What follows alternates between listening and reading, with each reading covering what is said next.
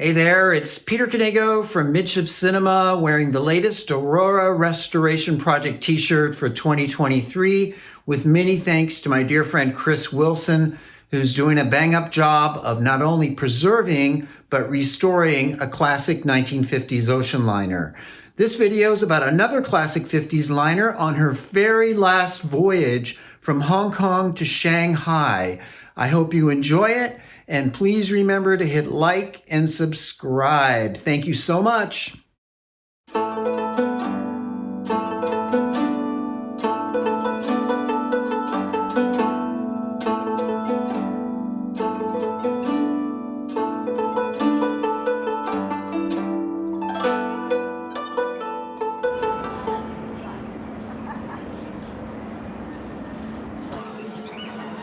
Our first morning began with a relaxing walk among the flamingos and locals doing Tai Chi in Kowloon Park.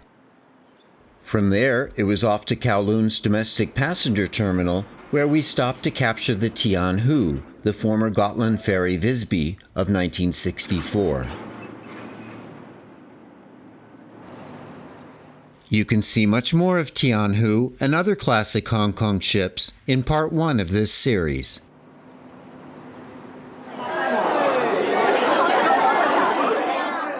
Inside, complete pandemonium awaited us. Fortunately, I had a letter from the China merchant agent, Mr. Wong, that helped with our check-in process to board the SS Shanghai.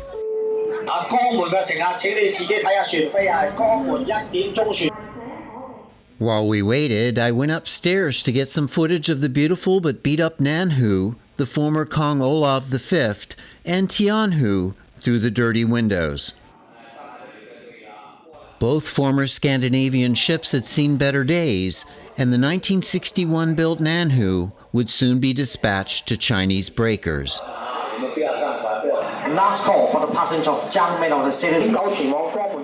Finally, it was time to board a local tender that would take us out to Hong Kong's outer anchorage to board the Shanghai.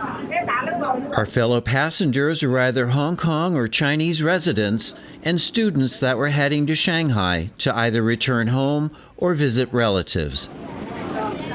For the next several days, they would politely keep to themselves or greet us with a curious smile.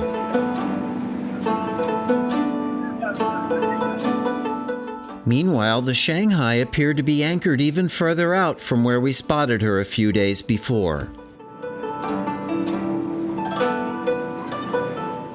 So you may ask, why the Shanghai? Well, in my eye, she was an enchanting beauty and one of the last classic combo liners in existence.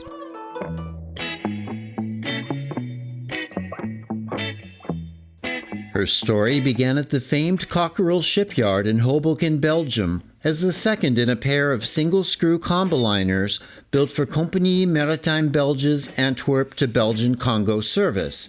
Following the French-built Jadotville of 1956, the nearly identical Baudouinville was launched on January 10, 1957. Baudouinville departed on her maiden voyage on November 2, 1957. The term yacht-like is often overused, but in this instance, well-deserved for this pair of strikingly handsome sister ships. The 13,333 gross-ton ships carried a mere 300 first-class passengers and were quickly rendered redundant after the Congo declared independence, and in 1961 they were sold to P&O Lines for their UK to Far East service and cruising. Jadotville was renamed Chitral, and Baudouinville became the Cathay. Their capacity was reduced to 231 passengers, and in 1971, they were transferred to P&O's Eastern and Australia service for cruises to the Far East from Australia. Containerization, the jumbo jet, and the fuel crisis led P&O to sell the pair, and in late 1975, the mechanically troubled Chitral sailed off to Taiwanese breakers, while Cathay was sold to the People's Republic of China and renamed Kengshin, then Shanghai. With the green hull, she began her regular service between Hong Kong and Shanghai in 1979. Since return to a white livery, the Shanghai had certainly seen better days, and yet her lines were, for the wary eyes of a classic ship lover, a sight to behold.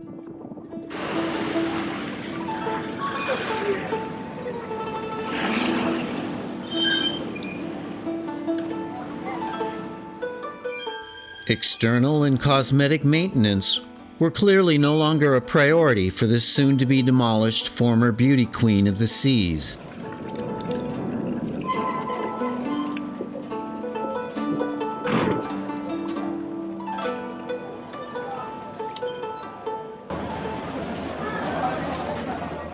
Please forgive this somewhat shaky footage, as I was carrying luggage and trying to film as we made our way onto the tender platform and up the gangway.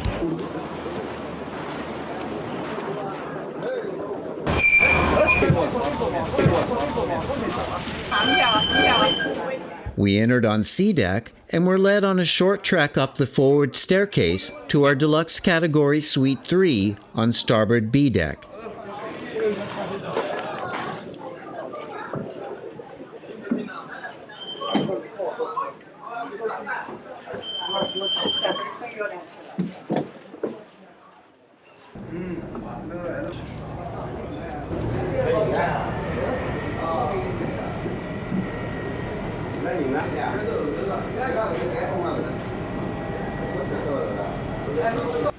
Well, again, like the entire ship, it had seen better days, but even so, it was quite a steal at the equivalent of $150 per person for the 4-night voyage.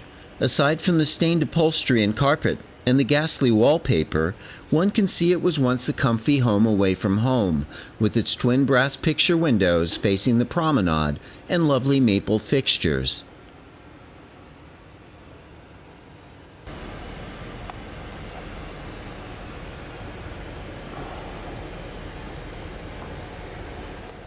It was also one of the few original cabins with air conditioning before AC was installed throughout the ship in the 1960s, and that air vent was a hissing nightmare once the ship got underway. A sign in the bathroom clearly dated from the P&O era, and while it was a large loo with a full-size tub, toilet, and bidet, it looked like something out of the 1983 version of the movie Scarface, which was probably about when it had last been properly scrubbed down.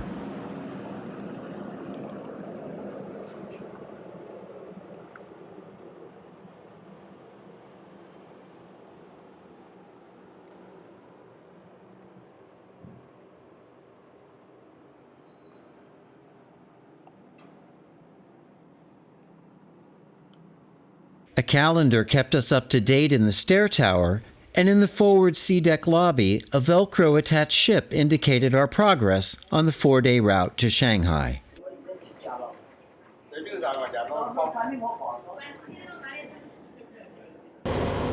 After unpacking, we headed outside to watch as Shanghai prepared to depart.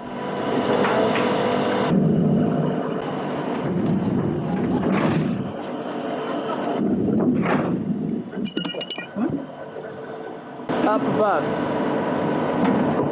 In retrospect, I was very thankful that before entering the South China Sea, her holds were being winched shut and her massive booms were being tied down.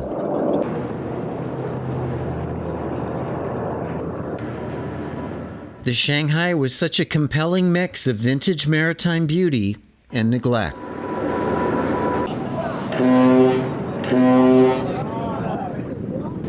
A blast of her Typhoon whistle and a billowing China Merchant's house flag indicated that the Shanghai was now underway. For the next several days, I was enveloped in elements of sheer, camber, and a seagoing sensibility of gracious proportions from a mid-20th century mindset, which to me was the height of style and function. If you looked closely and peeled away the decades of grime, it was 1957 all over again.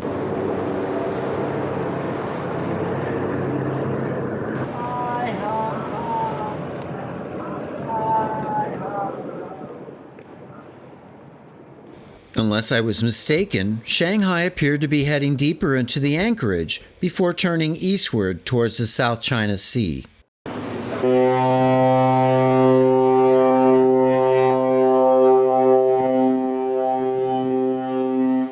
This brought us closer to the anchored Hang Li, the former Matson and Pacific Far East liner Mariposa, which would sadly be sailing off to the breakers in a matter of weeks. Time had finally run out for this beauty, too.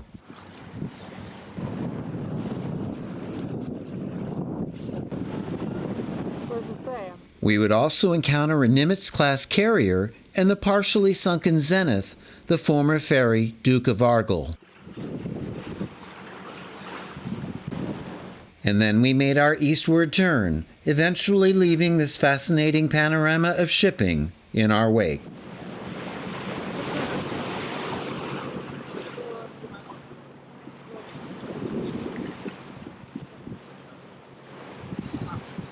As Shanghai rounded the outer shores of Hong Kong Island, the golden lighting tempted me out onto her forecastle to get one of my favorite shots, long before the fictional Jack and Rose made it the thing to do.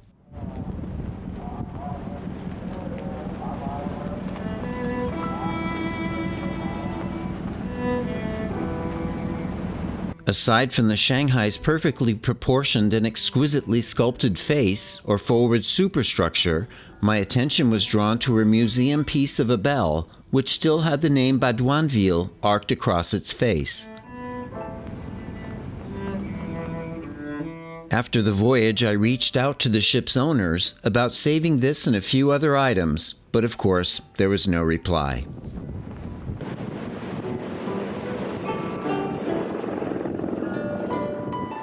I counted myself lucky and relieved no one stopped me from visiting this crew area filled with bollards, winches, and capstans overlooking another long-since vanished maritime element, a forward well deck.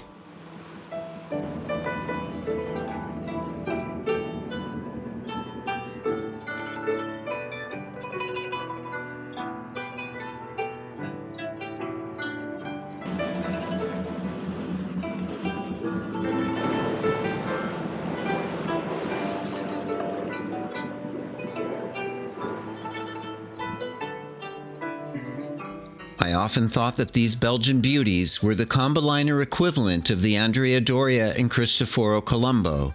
Certainly those trend-setting Italian icons were an inspiration. And let there be no doubt, these ships were a winch lover's paradise.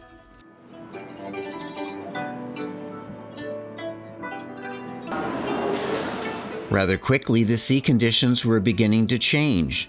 With the ship's movement, those doors on the A-deck promenade above our cabin had already begun their incessant banging.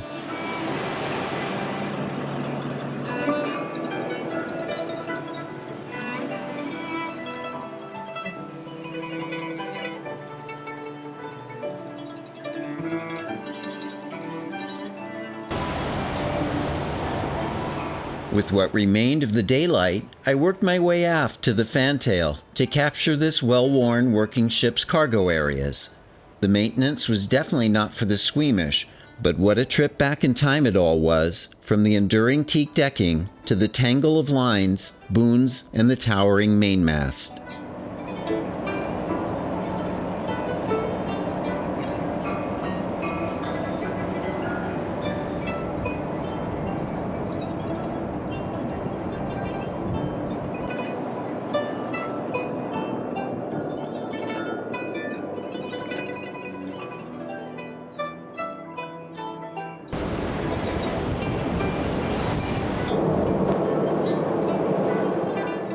As the sun vanished into a purplish haze, I headed back inside, where dinner soon awaited.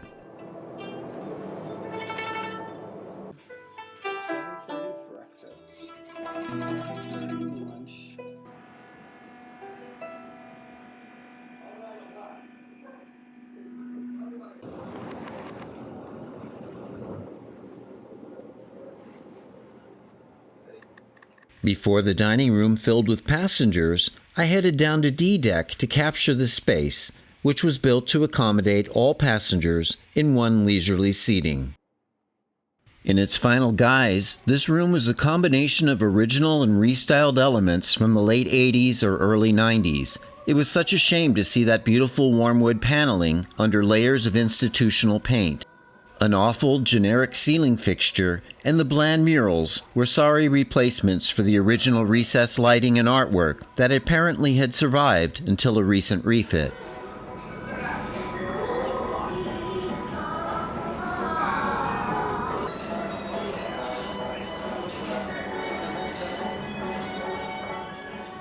But if you look closely, some original elements still lingered.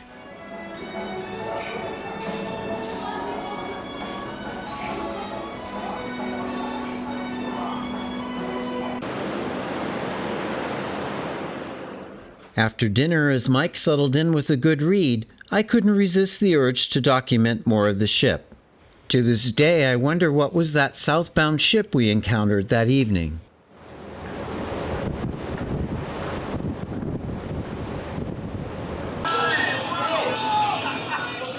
With most passengers retiring or gravitating to the forward lounge to watch a movie, I aimed my cameras at the elegant forward stair tower.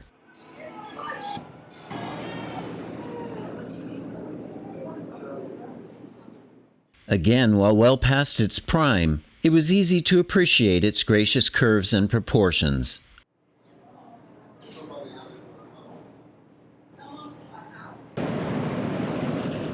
On either side of the foyer, alleyways led aft to the former smoking room, and in its center, a large Asian-themed mural, possibly a holdover from the cafe era, presided. Lining those alleyways on either side were murals that would make Deng Xiaoping proud. This one, on the port side, read, "Long live the great unity of the people of the world." And for starboard inspiration, unite and strive for building a more modern and powerful socialist country.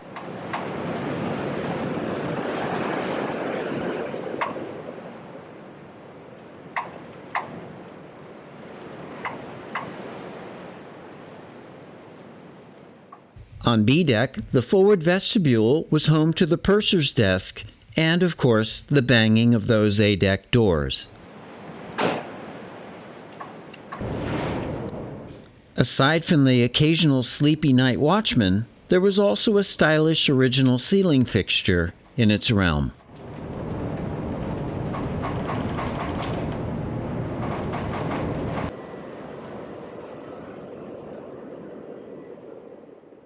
And this is where we entered the ship on C deck. The staircase continued down to D deck, where the restaurant was located, and on to E deck for the cinema. And that would be that for our first day aboard the Shanghai.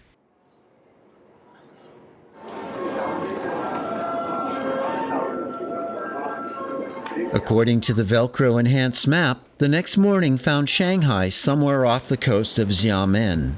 As the sun rose off our starboard side, the wind and seas were definitely picking up.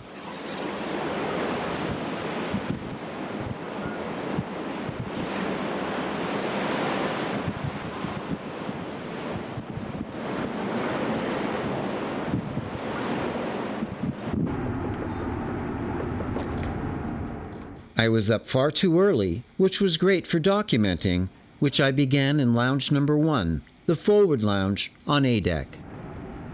Threadbare seat covers sadly diminished the original chairs, which were still set up from the prior night's film screening. With its sets of towering brass-framed windows, the room spanned the width of the ship, offering spectacular ocean views. Just outside, the wind whipped the waves into a frenzy as the ship began to creak and groan. Minus the long shadows, the golden light cast on its bulkheads, and the tattered seat covers, this is how the room looked in its P&O heyday as the Ocean Lounge.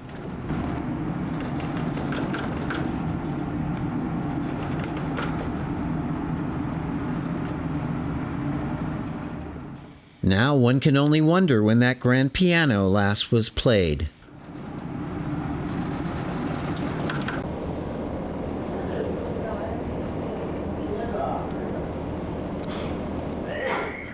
Lounge number 2, the former smoking room, followed. This was a challenging space to document, as it was occupied in perpetuity throughout the voyage. That unfortunate recent refit saw the addition of new furnishings and the original woodwork being obscured by pale yellow paint. But at least some of the original ceiling fixtures remained.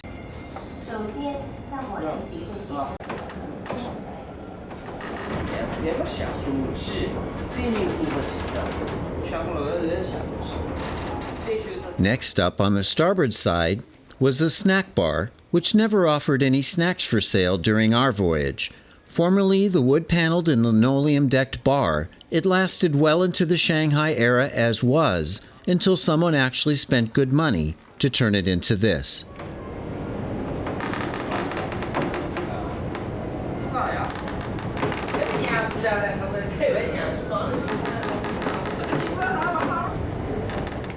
With its wavy brass bulkhead fixture and curved staircase, the aft lobby was still very Belgian-looking. And actually, this part of the ship reminded me very much of the early post-war Holland America liners, Rheindamm and Maasdam, as well as the Statendam of 1957.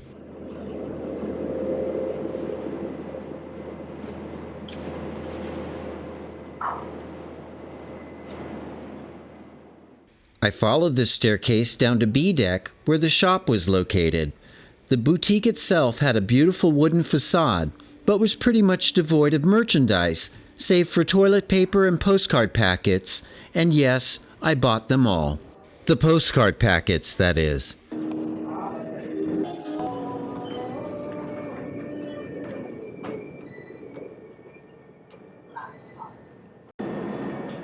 And on C deck, there was a nice wooden display case at the base of the stairs. Once the aft stairs were covered, I headed back up to A deck to do the library, which was on the forward port side of the vestibule. Following a modernization, which included the addition of a large AC unit and layers of awful pale blue paint, much of its charm had been lost. And to think just a few years prior, well into the ship's career as the Shanghai, it looked like this.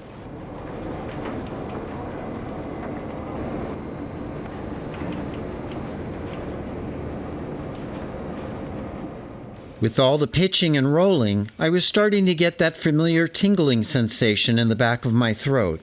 Fortunately, there was just one more A-deck space left to document. Lounge number 3, another sadly renovated and beat-up space, was popular for its card tables and game machines.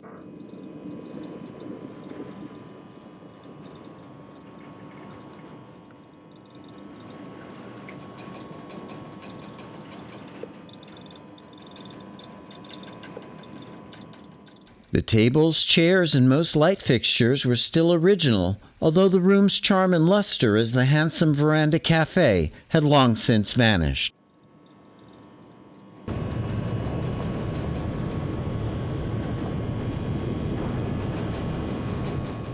And speaking of vanishing, I vanished myself back to Suite 3 to get horizontal, as my sea legs grew more wobbly.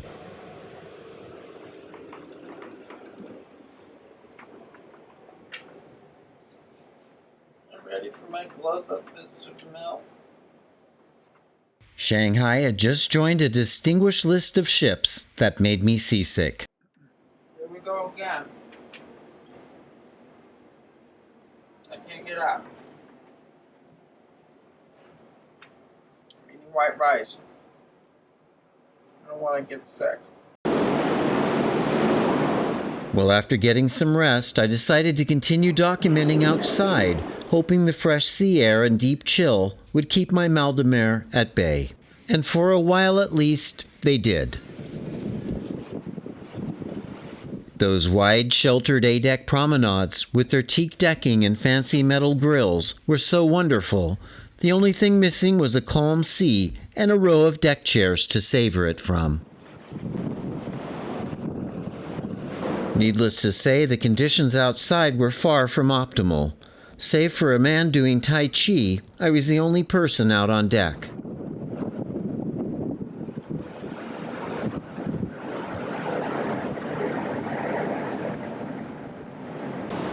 Down on the fantail, you could really feel the vibration of that single screw as it plunged through a raging sea. Although I certainly didn't enjoy it at the time, I'm so glad I captured the Shanghai braving her element.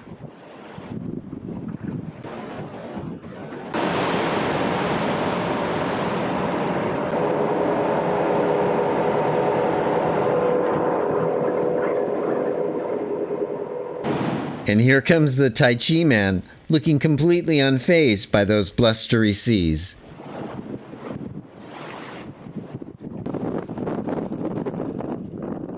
The wind was bad enough in the shelter of B deck, but up on boat deck, it took all the resistance I had to not get blown away.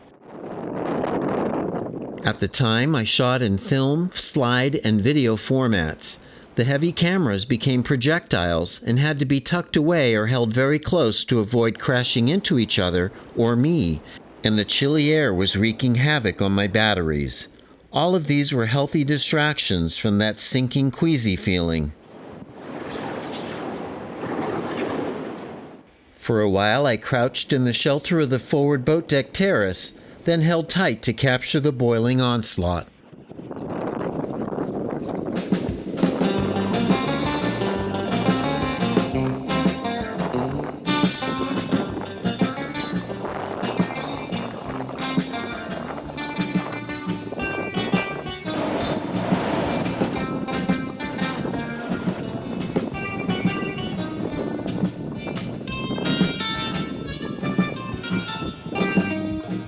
I carefully circled boat deck, pausing on its aft terrace to capture another museum-worthy treasure, the ship's cockerel builder's plate.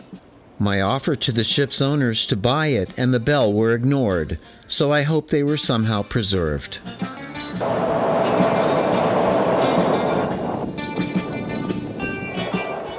From there, I continued up to bridge deck for a sweeping view over the surging stern and a look at the pool area.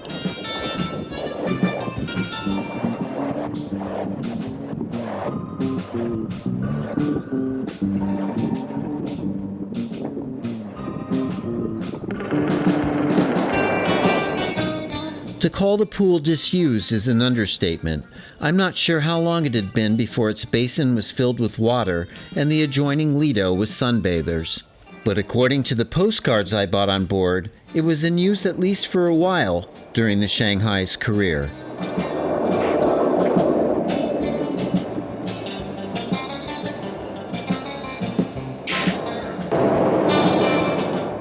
At this point, my sea legs were basically on their last legs, although I was grateful to not be on that little sampan that was rounding our stern.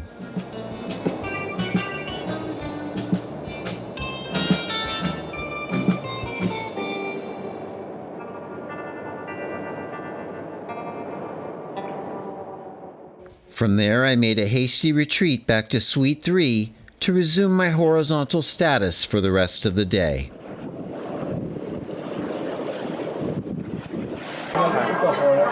Can I put the sign down?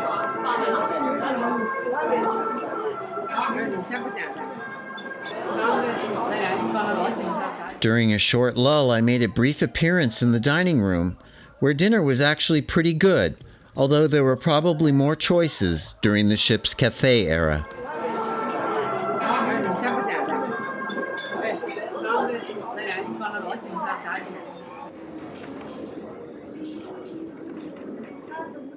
Conditions had calmed only slightly the next morning, which just happened to be Christmas Day.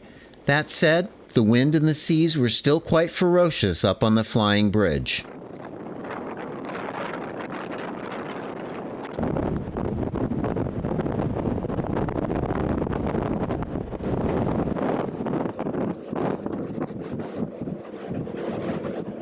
The wooden deck planks were literally snapping underfoot here, and I was aware that the lines and wires could give way at any time.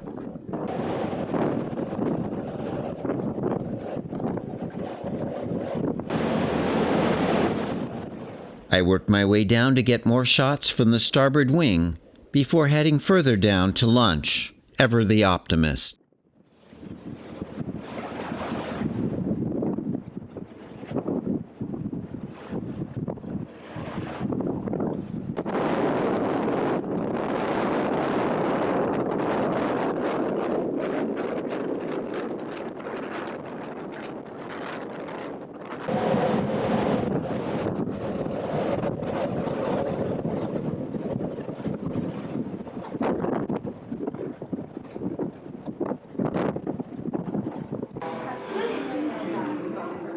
Admittedly, the selections were a bit severe for my taste, but I made do with lots of rice and the bean curd. This was certainly the most exotic in my lifetime of Christmas meals.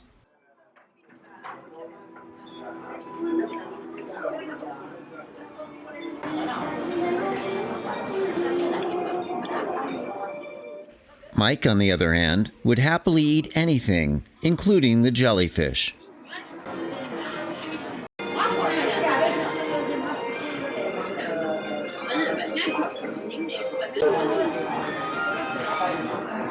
Jellyfish, fried eels, spicy bean curd, that's really my style, and sweet and sour pork chops. And just for comparison, here's a lunch menu from Cathay's maiden season.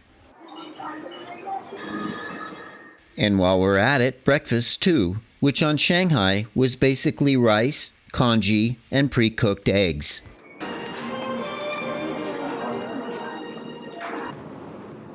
Somehow, with yet more than halfway to go, it didn't look like Shanghai would be on schedule for the next day's arrival in her namesake port.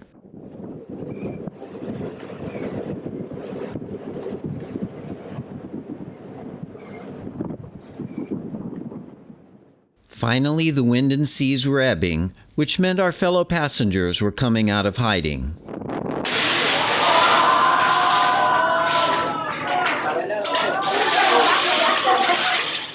There was lots of smoke in the former smoking room, where spirited mahjong players held court.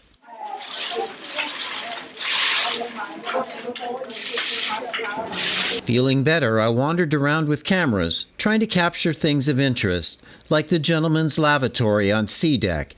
Even though the ship used to be all first class, she still had cabins without facilities.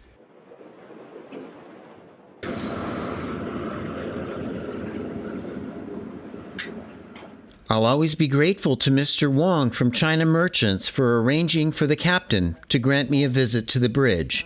What a timepiece this small wheelhouse was, with all of its original fittings.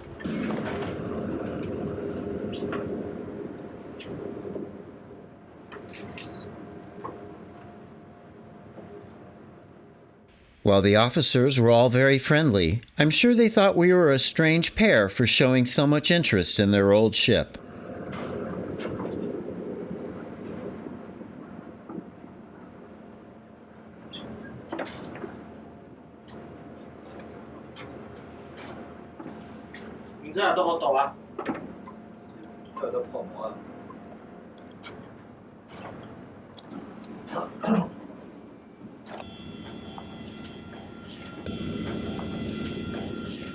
Of course, I could have lingered there for hours, but we wrapped up our visit in the chart room, then headed down to the cinema on E deck, which an officer kindly unlocked and lit up for us.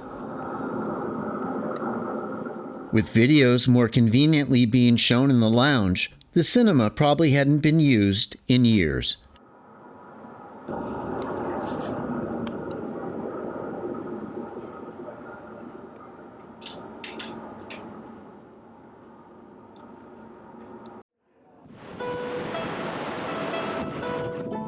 The next morning, it was confirmed by a fellow passenger that Shanghai had been delayed, giving us another full day at sea.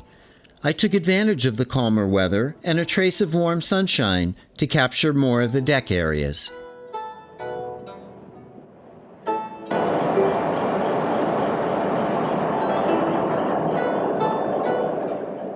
Another feature this ship had in common with the Doria and Colombo was her less-screw funnel with its open forward and aft vents that helped project the smoke high above the ship.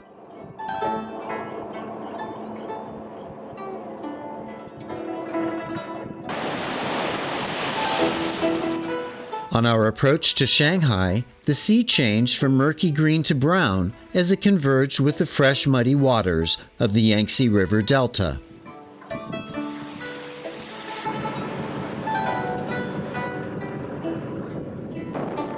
I worked my way back up to the flying bridge to finish what I started the day prior. As the song goes, what a difference a day makes.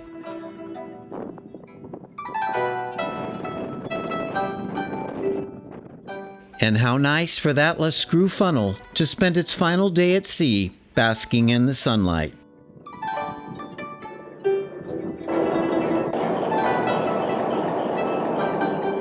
And on she creaked to her final destination.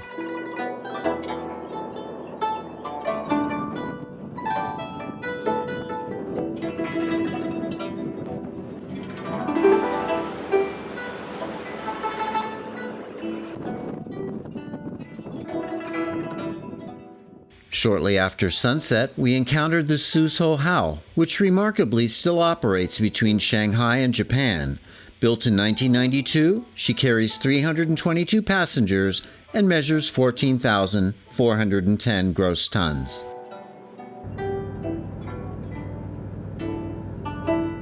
A crescent moon greeted us as we began to navigate the Yangtze River Delta.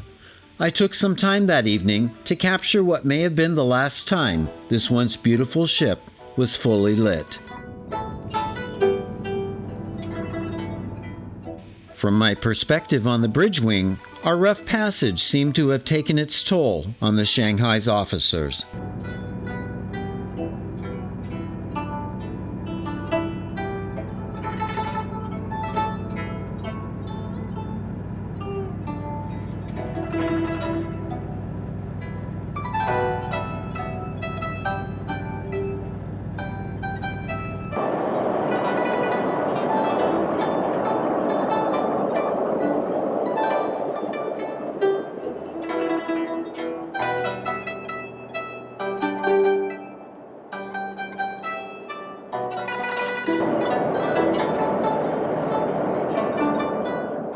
The night lighting even afforded a glance at the still original officers' mess before I put the cameras and myself to rest.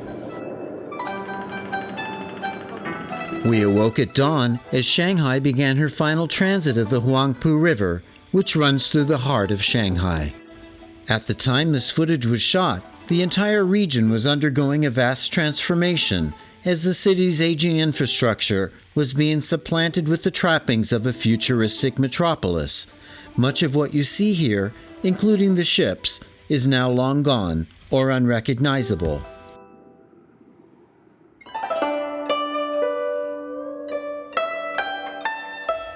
During a lull in the scenery, I paid a final visit to Lounge 1 and Lounge 2, the latter being empty for the first time that voyage.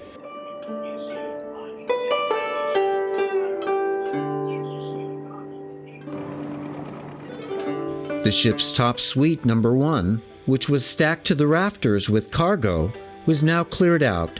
Its next occupants would be demolition workers.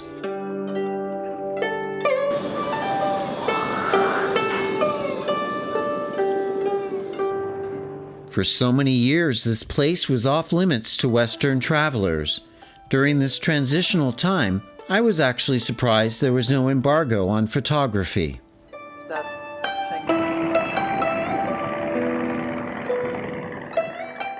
In retrospect, I'll be forever grateful that my first views of Shanghai were from the decks of its namesake ship.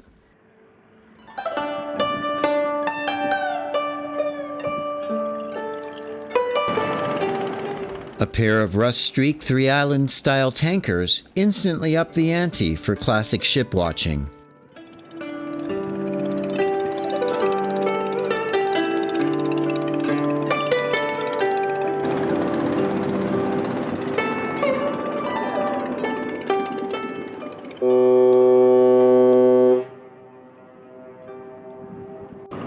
make them with the island in the middle anymore.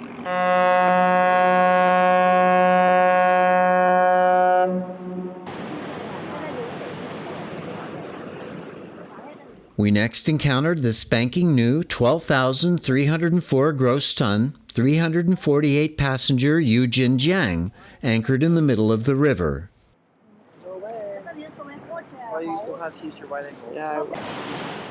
This late 20th century comboliner had just been delivered by her Dutch builders and would soon take over China Merchants' Hong Kong to Shanghai service offered by the Shanghai.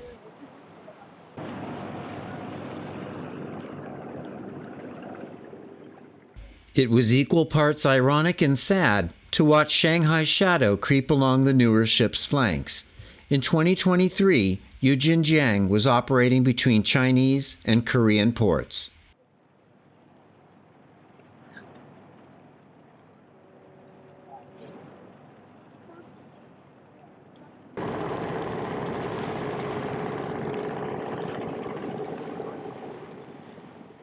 Next up was the first of 2 or 3 Chang-class ships that we would encounter in Shanghai.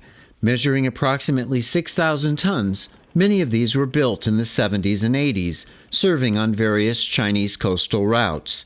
With their sleek low profiles, they were actually relatively handsome ships.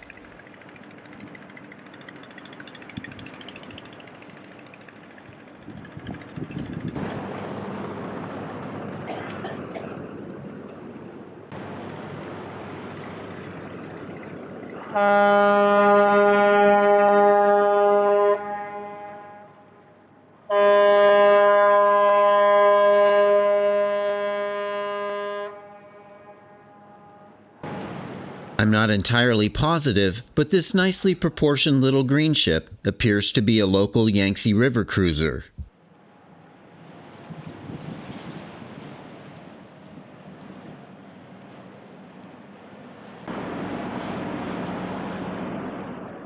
As we approached the massive Yangtze cable stay bridge, which was barely 2 years old at the time,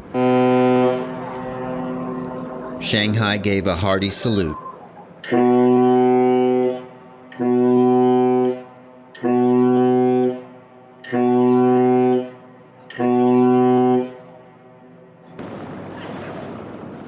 This next apparition literally sent my heart aflutter. Shanghai's equally beautiful fleetmate, the Haixing, tantalized from her mid-river anchorage. The 12,191 gross ton, 297-passenger comboliner was built in 1959 as a Holland Africa liner Randfontein and later served as a New Holland and Yaohua before becoming Haixing in 1981. In a final farewell, Shanghai's shadow literally caressed her shapely hull as she passed. The recently retired Haixing would soon be boarded by a team from Redwise, a Dutch shipping firm, who would deliver her to the shipbreakers at Alang, India, where she would be demolished.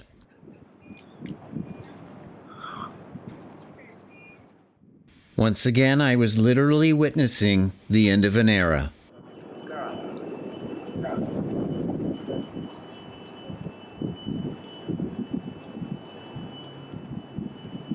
Our second Chang-class sighting that morning was the 1979-built Shanghai.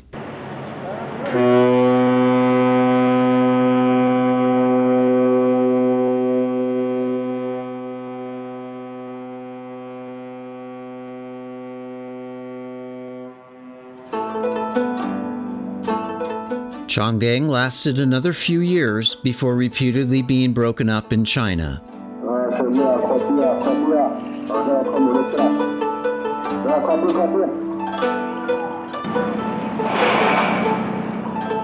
I'm not sure what this ship was called, but she's another attractively proportioned Chinese vessel that appears to have been built in the mid-80s, similar in dimensions to the Chang class.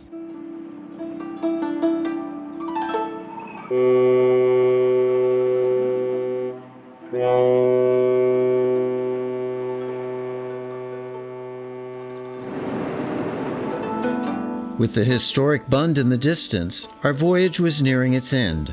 Maybe it was in protest or perhaps a celebration, but Shanghai's captain was not shy about giving her Typhon whistle a final say in the matter.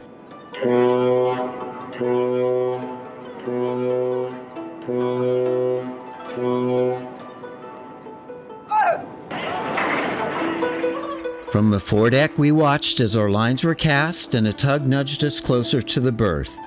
I couldn't leave before having another pass at that gorgeous superstructure behind us.